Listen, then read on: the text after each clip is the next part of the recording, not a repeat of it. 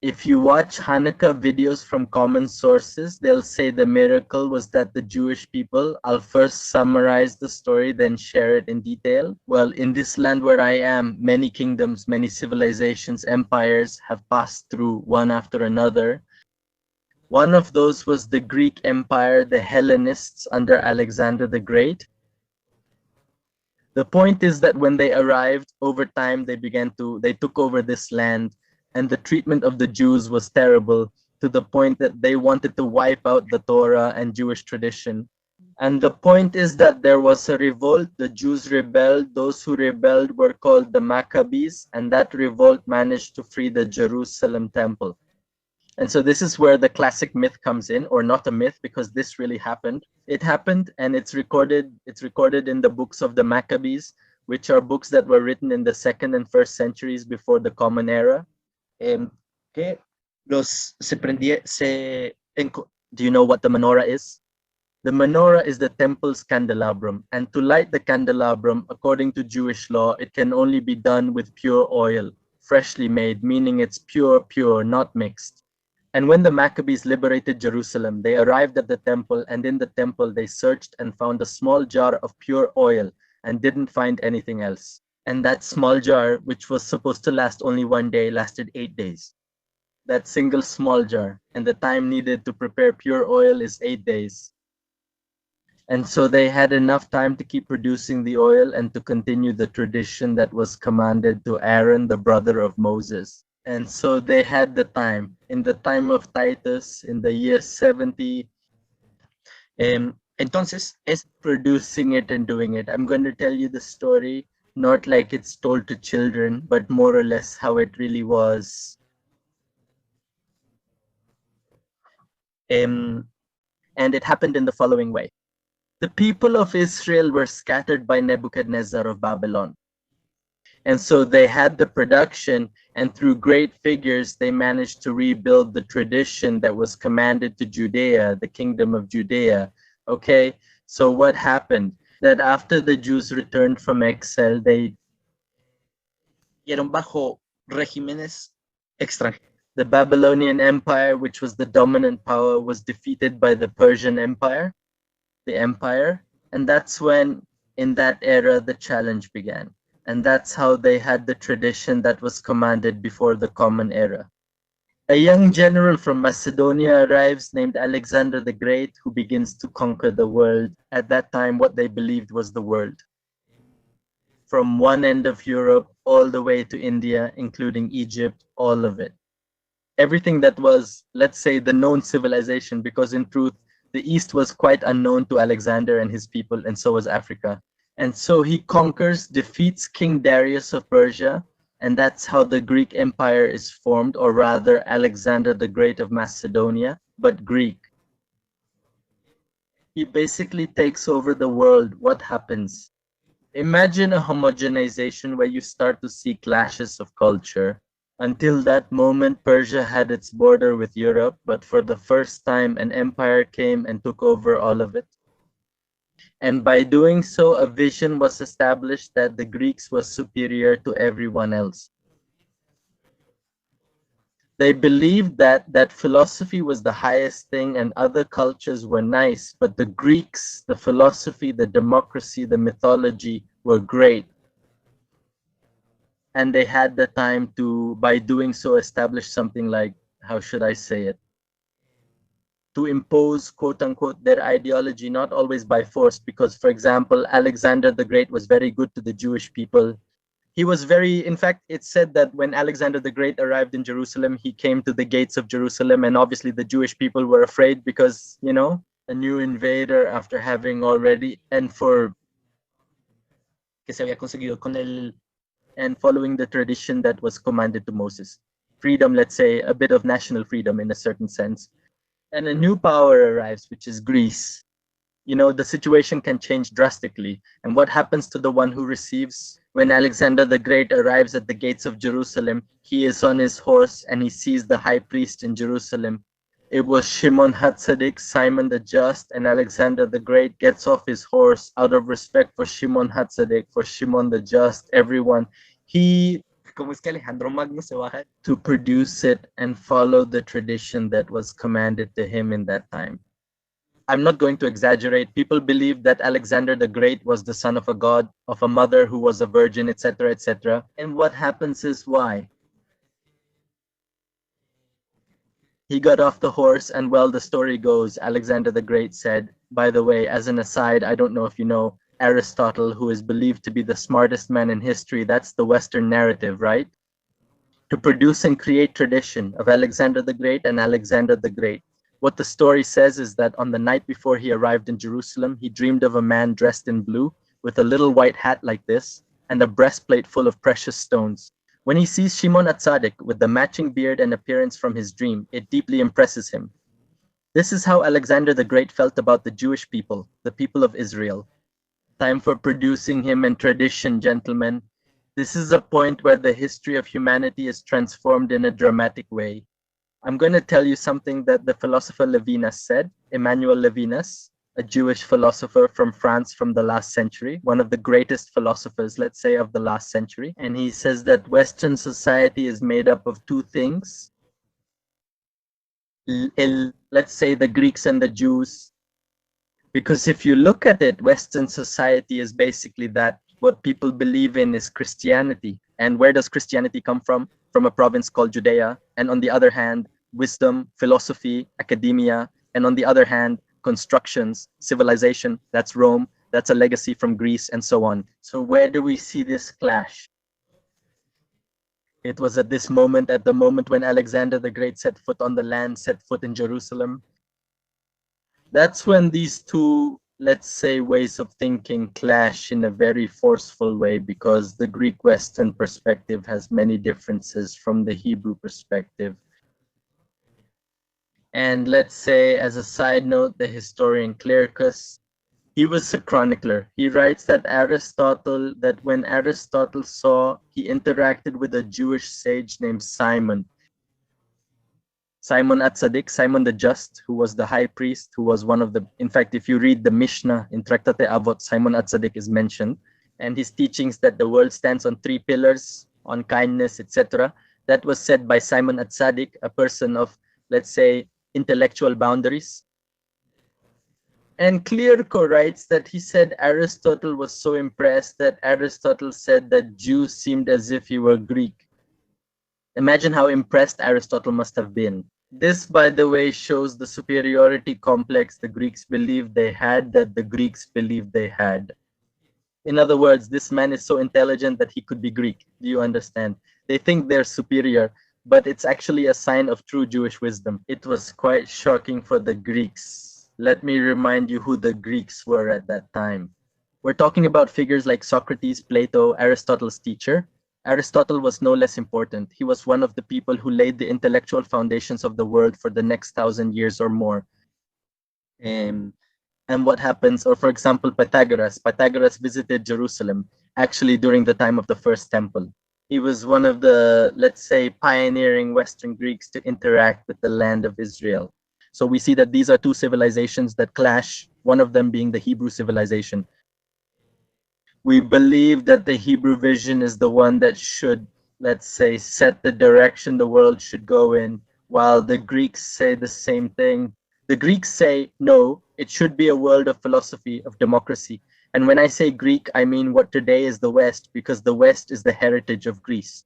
That's obvious to all of us. And what happens? Well, very nice. The Jews were, let's say, allowed to practice Judaism. That's what it was called. In fact, the term Judaism appears around that time.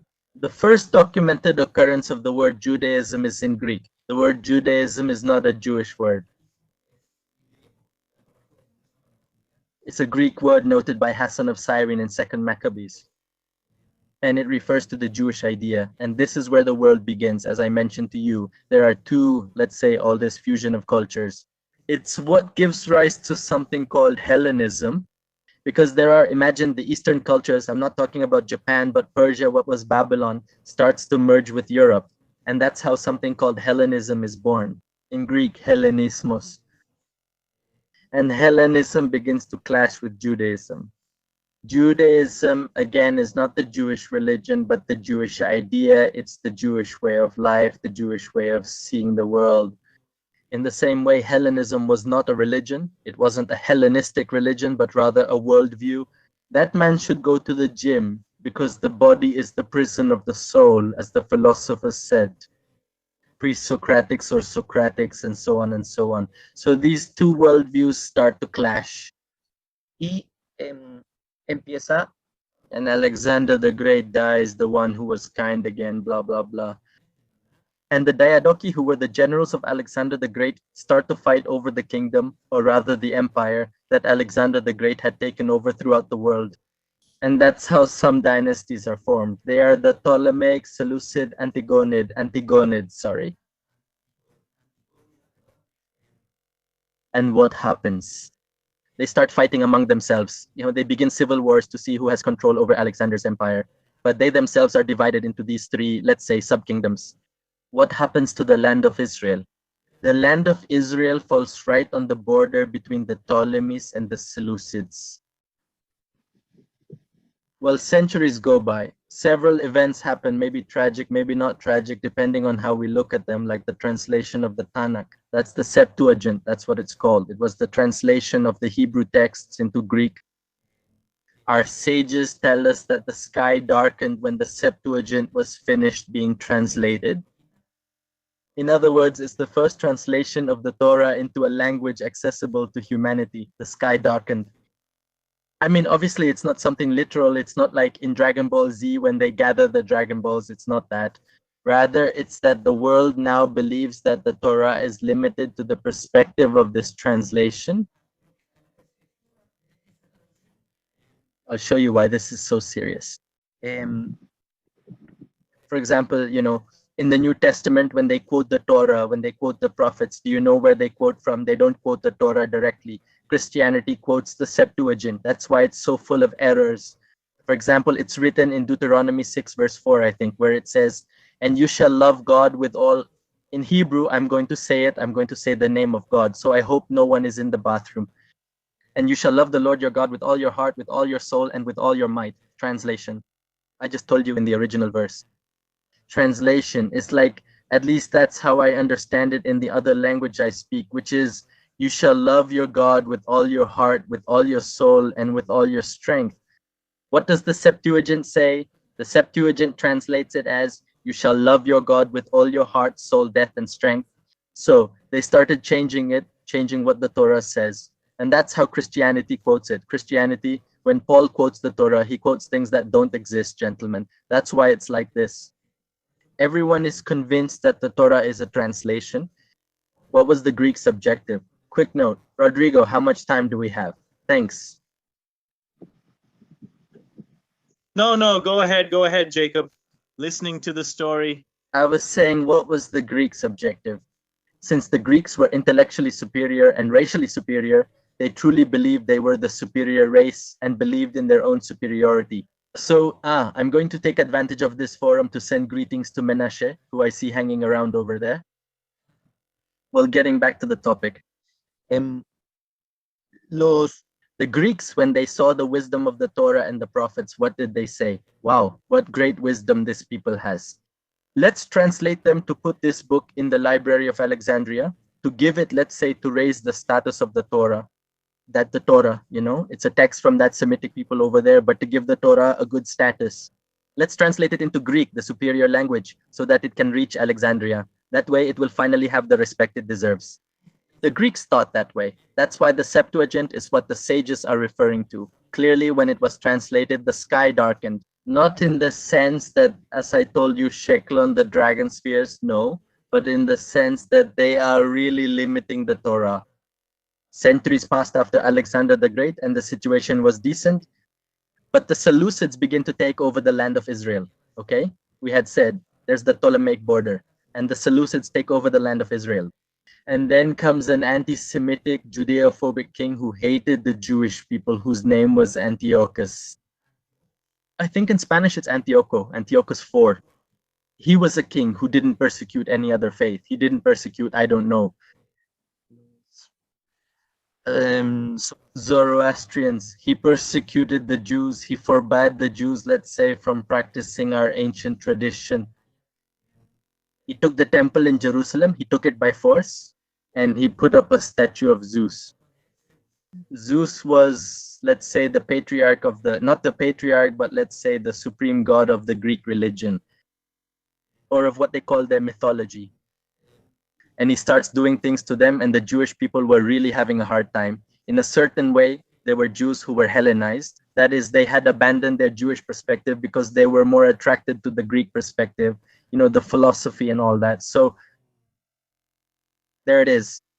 What happens is that the Jews, yeah, I don't know. There's a saying, they're fed up. I don't know how they say it in other countries. But maybe there's a saying like that, that in the year 167 before the Common Era, what happens is that Jews arrive, they arrive in a province, in a city called Modane, which is in Judea.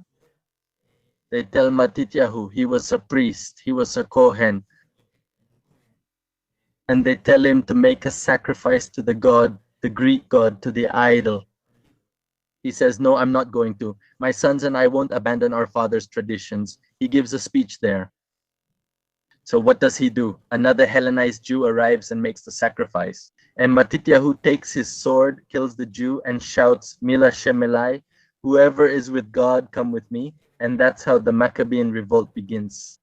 In fact, there's another source about how the Maccabean Revolt started, which says it actually began thanks to a woman. This was with the Egmont. It's written that the Egmont was, let's say, the representative of the Greek Empire in the Jewish province and so on. And well, the point is that the Maccabean Revolt began in the year 167 before the Common Era. And the Maccabean Revolt, or the Jewish Revolt, was to liberate the land of Israel from the Greeks. And that's how the war against the Greeks began. And thanks to the military strategies of Yehuda Maccabi, Judah the Maccabee, I don't know how you translate it. Yehuda in Hebrew, he had really good strategies. If you read about his strategies, you'll say, wow, how smart. Because think about it, one of the armies, or possibly the most powerful army in the world at that time, and the small group of Hebrews who didn't even have weapons, literally it's written that the first battles the Jews fought there were with sticks and stones, and they ended up driving the entire Greek Empire out of there. In fact, it's written that the first sword Yehuda, who was the general of the Maccabean army, got was because they entered a camp at night, killed the Greeks, the Greek soldiers, and that's how Yehuda took the first sword, which belonged to the general of that camp. So like that, through military strategies like the Battle of Maoz, where they made the Greek army enter a valley and then they threw rocks on top of them. Well, with a lot of strategies, the Jews managed to expel the Greeks. They managed to liberate Jerusalem. This was in the year 164 BCE, CE, on the 25th of Kislev, which is a month in the Hebrew calendar. And that's why we, the Jews, celebrate this holiday called Hanukkah on the 25th of Kislev. Why? Because the 25th of Kislev is the holiday when we finally liberated our capital. It's the holiday when we finally returned to Jerusalem, the return to Zion. So the miracle of Hanukkah is the independence of the people of Israel, which at that time obviously was later lost in the year 70, but we continued to remember during the exile, remembering that one day we would return to our land, and it was fulfilled in 1948, which is the third redemption of the people of Israel. The point is that this is where I want to tell you a fact, which is, let's say everything I've been telling you is to get to this point. What we celebrate in Hanukkah is that we light something called the Hanukkah, which is like a candelabrum, but it has 2 more branches. It has 9 branches, and we light a candle for 8 days. There are 9 branches, and the one in the middle candle is used to help light the others because it symbolizes that light overcomes darkness, that a few of us manage to overcome many.